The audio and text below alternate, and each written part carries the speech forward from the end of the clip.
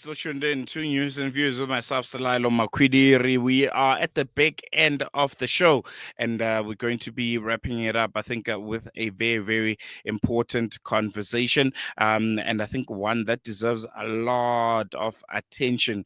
I think one of the things that have recently stood out for me, especially when you look at the situation in Gaza and um, the true and lived realities of the people of Palestine, the people that have really stood out has been the medical workers, has been the doctors.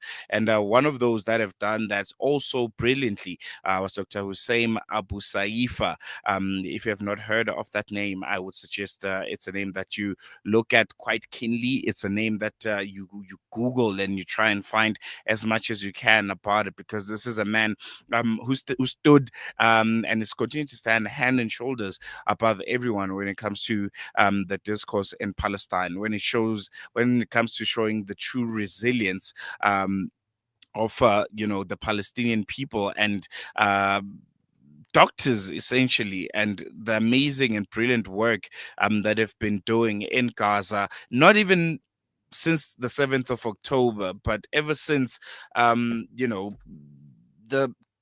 true story of what's unfolding in Israel against the people of Palestine has taken its course. So yeah, Dr. Hussein Abu Safia, if you don't know him, he's a doctor who specializes in pediatrics and neonatology, and he's essentially right now incarcerated. This is following the outbreak of the genocide in Gaza in October 2023.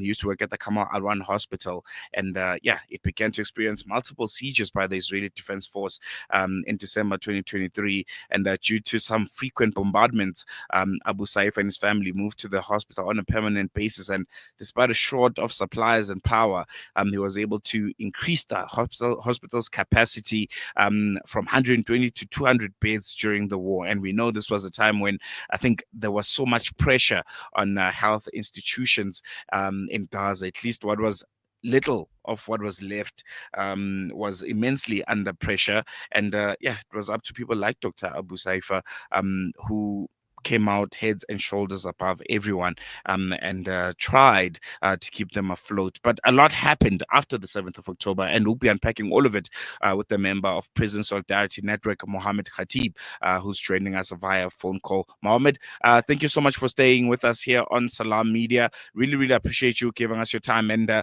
really appreciate you talking to us about this very, very important topic and everything that has to do with Dr. Saiba. Thank you, thank you so much for having me, and thank you so much for covering this very important case. You know, Hassan Abu Safia, he is a Palestinian doctor, he is a Palestinian hero from Gaza, like tens of thousands of Palestinians, medical worker, journalist, baker, women, teachers, all of those, we recognize them as a Palestinian freedom fighters who are fighting for the liberation of Palestine and trying to do their best to protect the Palestinian people. Today, Dr. Hassan Abu Safia, he is under administration detention. And as you know, this administration detention law, it was not invented by the Zionist entity. This was invented much before. The Palestinian people have been suffering from this very racist and a racial profiling law that exists since the existence of the British colonialism in Palestine. So the Zionists only adopted this law and maintain it. So the Palestinian people have been living under so-called administration law for more than 100 years now. So Dr. Hassan Abu Safia is part of more than 12,000 Palestinian political prisoners today who have been facing rape, facing torture, physical and mental torture, even assassination. We are speaking today since the 7th of October until now. More than 73 Palestinian political prisoners were assassinated inside the Zionist prison. But meanwhile, we are speaking even about the situation of the political prisoners. We are witnessing the situation in Gaza, the feminination of the people, and so on. And we can see how the entire population of Gaza, before the 7th of October, they were captive and they were prisoners almost by living under this apartheid and under siege. But after the 7th of October, and lately we see also how the Zionist entity is implementing this on every Palestinian in Palestine, and especially in occupied Palestine in 1967, in the West Bank, in Jerusalem, and in Gaza. And still also the Palestinian from 48 occupied land, which called Israel today, also are suffering from all of this discrimination and violence and apartheid laws. So Dr. Hassan Abu Safia, he represents a great example of the Palestinian doctor who is part of the liberation movement and who is part of the community doing his duty to protect his people and his community. Mm, let's talk about the lived realities of prisoners, Palestinian prisoners in Israeli prisons, and this is something that probably you'd know a lot about, and it's probably the lived realities now of Dr. Abu Saifa. Um, I'm sure we've all had the reports, but from what you guys have gathered as organizations that work, with prisoners in Palestine. What's the situation like, especially after October the 7th? What are you gathering about how prisoners are treated in Israeli prisons? Torture on daily basis, ride to the cells and beating up the prisoners, fighting them with medical stuff, like, for example, scabies being used against the prisoners as a weapon today. Uh, Thousands of the prisoners are facing scabies. 90% of their rights is taken off from them. Literally, Palestinian inside prisons today are treated in a dehumanizing way, and treated in a very bad way, just killing them, just assassinating. Like, we see, even if any action will happen outside the prison, we see how the Zionist state will put its frustration against the prisoners. Also, not to forget to mention that there is also many Palestinian children who are either born in prison or being convicted with many years under imprisonment, especially youth from Jerusalem and from the West Bank. So the situation is very harsh, it's very difficult. It's just associated with torture, the assassination, and with neglect, especially medical neglect. Many prisoners who suffer, for example, from cancer and from very tough uh, medical situation are receiving zero medical treatment and so on. And this is not different from what's happening in Gaza today. Meanwhile, people are just watching and talking about it. We need people to stand up and take a clear stand, especially the Arab and Muslim Mm, community around the world. This is not acceptable today because the Palestinian people are not just fighting for themselves, they are fighting to protect Palestine as a place also for Muslims around the world, not only for the Palestinian people. So we expect not only solidarity, we expect from the Muslim people around the world to join the struggle for Palestine, to be part of this liberation movement, not only to look at the Palestinian people in a pity way. The Palestinian people are fighting, are struggling, are fighting back, are refusing to obey to colonialism or to white supremacy. And since we are speaking in South Africa, we really appreciate the history and the connections between the Palestinian liberation struggle and the South African liberation struggle that we do believe that it still exists until today. So today we rely on you, we rely on our people abroad, we rely on the Muslim and Arab community, we rely on every people with consciousness, with the black community that understand the struggle of the Palestinian people as no one can understand. mm, mm, mm, mm. I want to come back to the detention of Dr. Hussein Abu Saifa. Israel accuses him of having ties to Hamas, but more than 6 months, there's no been, any formal charge that was laid against him. What does this tell us about the credibility of the allegations? Number one, and number two, the use of administrative detention in this context. This is something that we know all too well here in South Africa. Administrative detention. A lot of our freedom fighters here, like Nelson Mandela and others, were incarcerated for months on end without any formal charge against them. They were just kept in prison, and questions would be raised about why they are held there for so long, and ultimately a lot of them would even disappear within the system itself. Mhm. I mean, first of all, administration detention, as you explained, and as I have told, that this is a British racist law that was used against the South African people and still used against the Palestinian people, where the state doesn't need to provide any. And it's not only for days and months.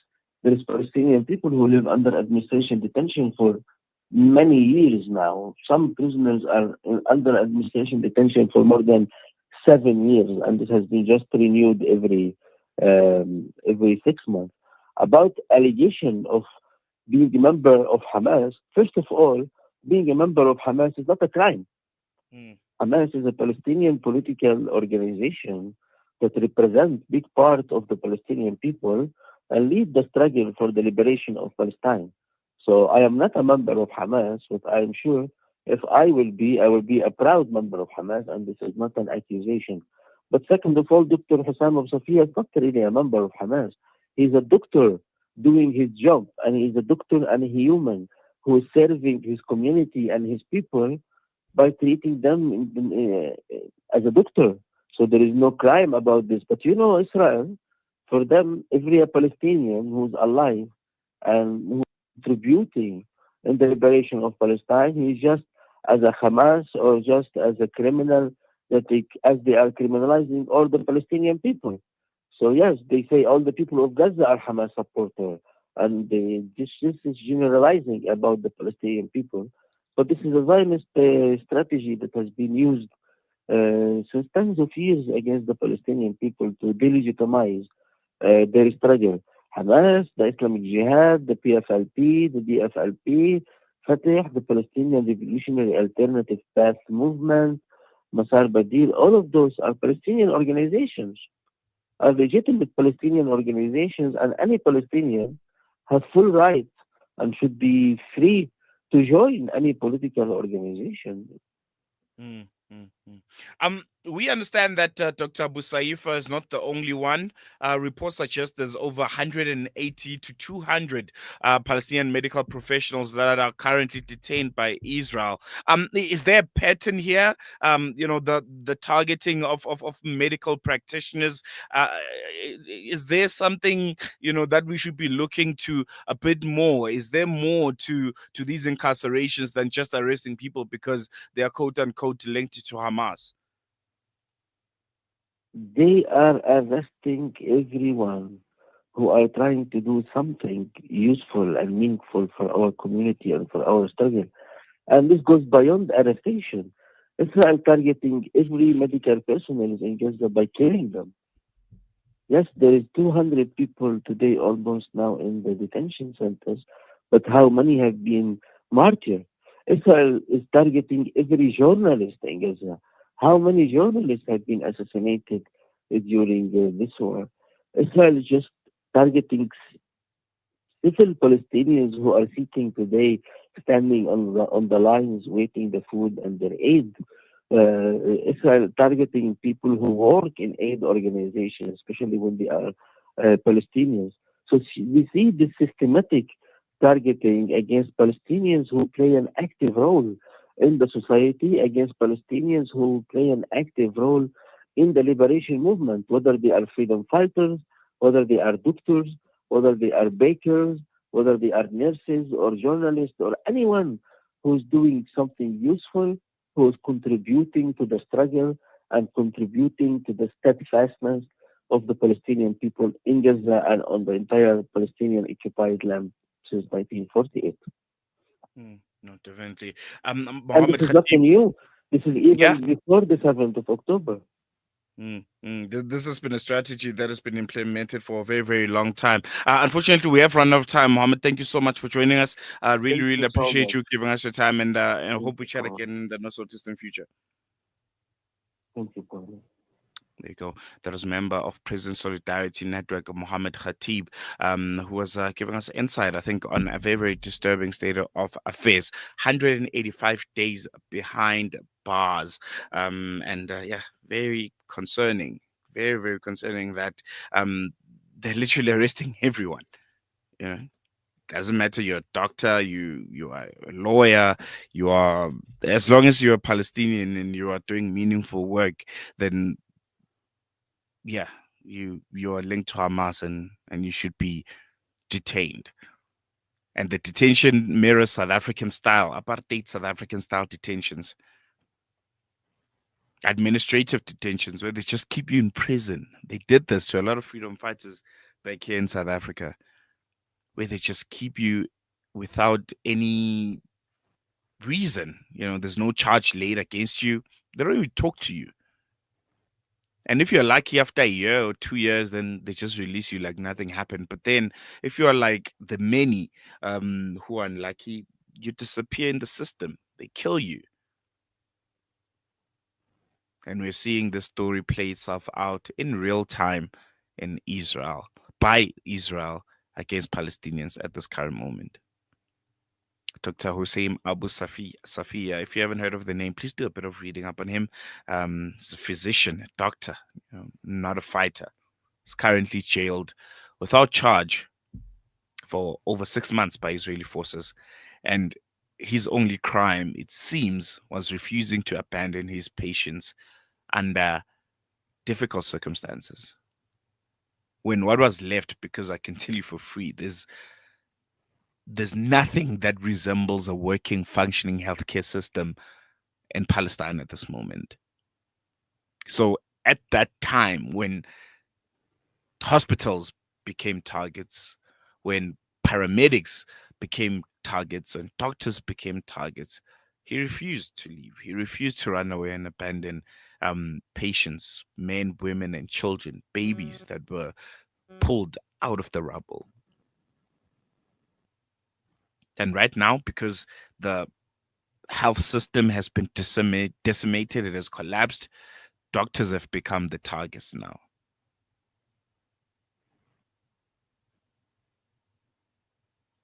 We've come to the end of today's show. Thank you so much for staying with us.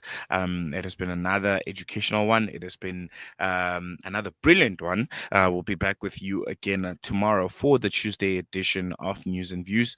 Well, for the Wednesday edition, today's Tuesday. And yeah, we'll be bringing you all the latest news and all that you need to know about the world in and around you. Otherwise, from myself, Salailo Makwidiri, and everyone that was part and parcel of today's show. It's goodbye and shap shap. We'll see you again tomorrow.